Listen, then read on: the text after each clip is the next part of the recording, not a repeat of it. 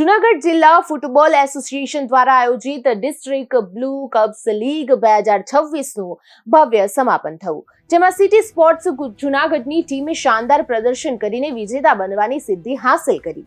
ટીમના આ વિજયે સમગ્ર જિલ્લામાં ગૌરવની લાગણી ફેલાવી છે. ટુર્નામેન્ટ દરમિયાન સિટી સ્પોર્ટ્સના ખેલાડીઓએ સંયમ સ્થિત અને કઠોર મહેનતના બળે સતત ઉત્તમ પ્રદર્શન કર્યું હતું. કોચ દિવ્યરાજસિંહ ચૌહાણના માર્ગદર્શન હેઠળ ટીમે વ્યૂહાત્મક રમત રજૂ કરી, જેના કારણે તેઓ ખિતાબ જીતવામાં સફળ રહ્યા. આ ટુર્નામેન્ટમાં સૌથી વધુ ચર્ચામાં રહેલો ખેલાડી માળિયા હાટીના હિત સુબા રહ્યો. હિતે સમગ્ર લીગ દરમિયાન કુલ 22 ગોલ નોંધાવી ટોચના ગોલદાતા તરીકે પોતાની આગવી ઓળખ ઊભી કરી છે.